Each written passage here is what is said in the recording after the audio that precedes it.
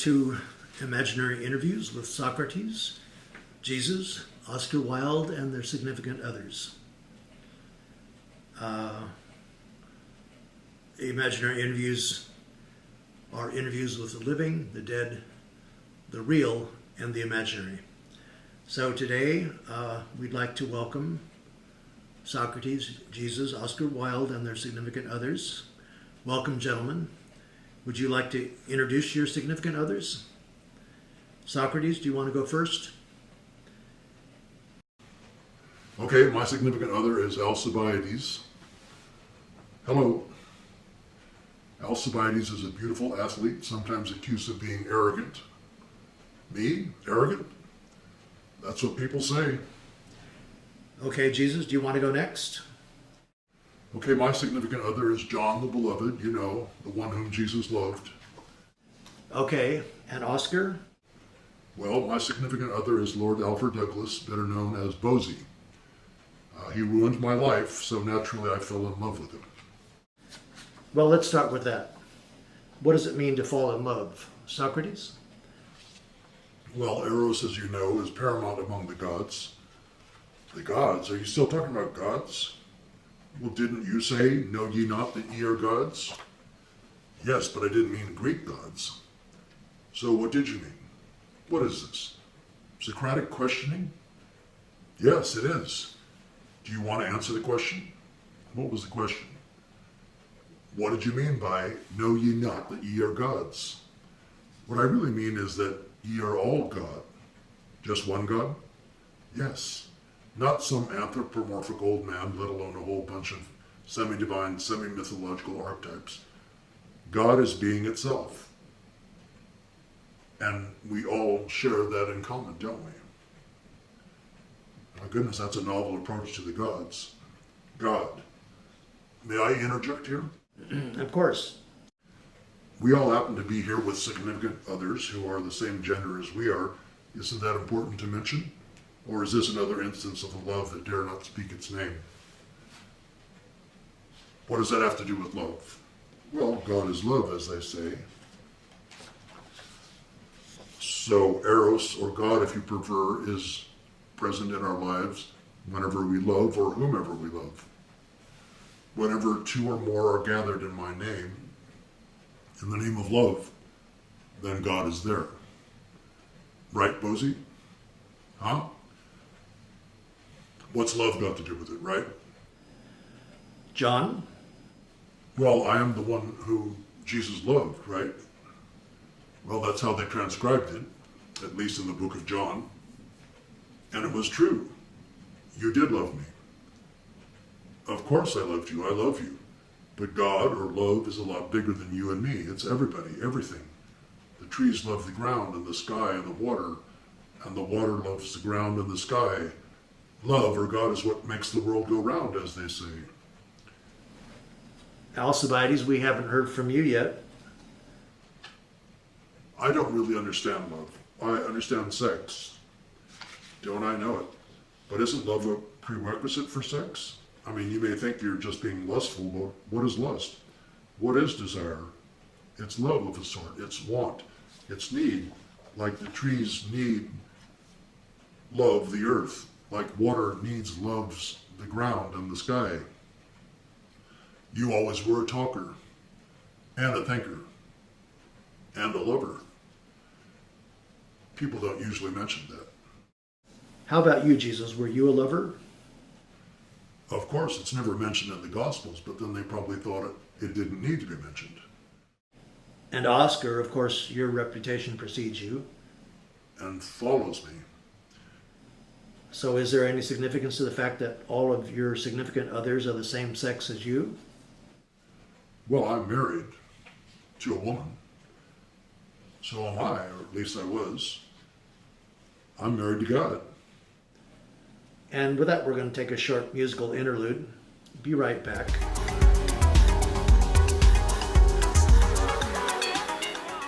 Welcome back to Imaginary Interviews with Jesus Christ, Socrates, and Oscar Wilde, and their significant others. Where were we? We were talking about the significance of the love that dares not speak its name. Yes, that's one way to put it. How would you put it? Well, I guess this is as good a way as any. Or as my teacher Thane used to say, the love that dare not speak its name won't keep its damn mouth shut. Nonetheless, ideas, anyone? Well, as the one whom Jesus loved. Yes, I think you've already mentioned that. Well, anyhow, as the one whom Jesus loved, not to beat a dead horse, but perhaps since men can't bear children in the flesh, perhaps it's another kind of child that we bring into the world. Yes, I think you've got something there. If I may quote myself, such a great affection of an older for a younger man, such as Plato, not to mention Socrates, made the very basis of his philosophy, is that deep spiritual affection that is as pure as it is perfect. There's nothing unnatural about it. It is intellectual, and it repeatedly exists between an older and a younger man, when the older man has intellect and the younger man has all the joy, hope, and glamour of life before him. Not to mention all the sex before him. Good one, Al. Well, the elder man has come to learn that there are greater joys in life than even sex itself. I knew that. Even as a disciple of Jesus, I knew that sex was the least fulfilling part of my relationship with Jesus. Back at you, John. Not that sex wasn't great, it was the best sex I've ever had, but there was just so much more to our relationship. Like?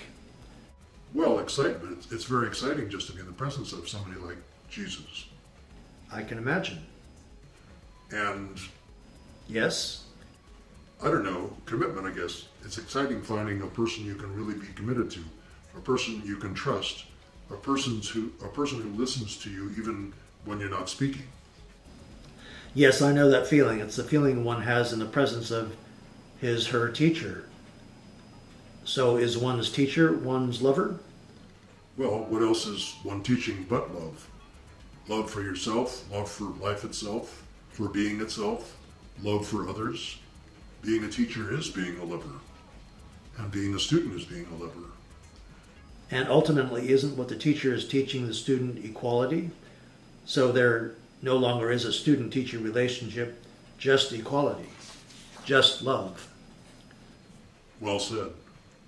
But isn't sex about possessing or being possessed? So is teaching, and sometimes teaching is allowing the student to possess you. Been there.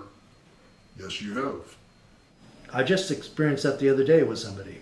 It was thrilling. I'll have to put that on my to-do list.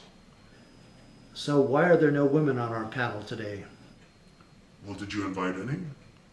No. Voila. In my defense, it's not women who need to hear our message the most. It's men. Women are coming into their own on their own. Androgyny comes more naturally to women. For men, sometimes androgyny means weakness, when in fact androgyny adds a whole new dimension of strength to anyone who accesses it. Amen. Let him who has ears hear. Are we done here? I'm hungry. Do you think of androgyny as a weakness or a strength, Alcibiades? Like I said, I'm sort of hungry. Let's be clear. Being itself is the great equalizer. It's also the great elevator. When I droned on and on about the kingdom of heaven, I was talking about functioning from the state of one's being, not from one's enculturation or from one's animal instincts, but from one's being. A lot of people don't understand that.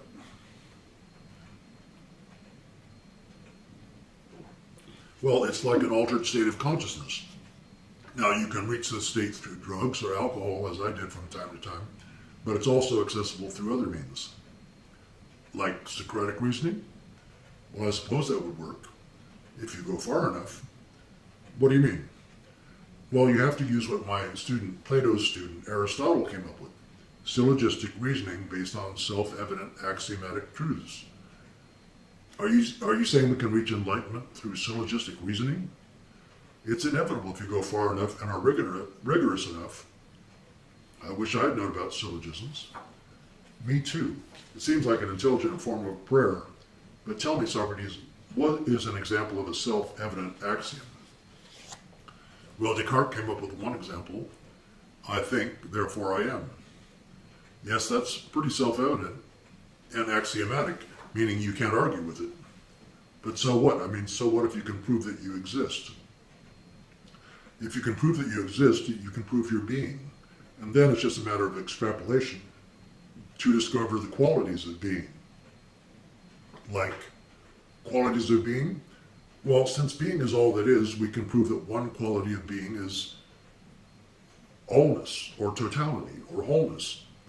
And therefore one quality of you as being is wholeness. Well, that's better than the Lord's Prayer. It's a way of proving what I call the kingdom of heaven, isn't it? Yes, I think so. My goodness, I think we've come up with something wonderful. I could write an essay about it. I'm still hungry. All right. So if a quality of being is wholeness, you could say that a quality of being is oneness, therefore indivisibility. If being is indivisible, there can't be male being and female being. So we could say a quality of being, therefore a quality of you and me, is androgyny. Yes, precisely, which is probably why Alcibiades is getting hungry. Well, Socrates, Jesus, Oscar, John, Alcibiades, and Bosie, I want to thank you so much for participating in our online discussion. Bosie, did you have any final comments? I'm hungry too. John? I'm intrigued. I'd like to hear more. Well, my teacher Thane came up with a class he called translation. You can Google it. Just Google Thane and translation. Or the Prosperos. The Prosperos? Yes, you remember Shakespeare? Yes. Well, I'm sure you know the play called The Tempest. Of course. Oh, Prospero. Yes, Prospero, only plural, the Prosperos. I didn't intend this interview to be an advertisement for the Prosperos, but c'est la vie, as they say in France. So thanks again for showing up. Google translation and the Prosperos if you like. Subscribe below if you like, and click on the bell so you will get the next video we post. Any final comments? Let's eat. Okay, let's eat.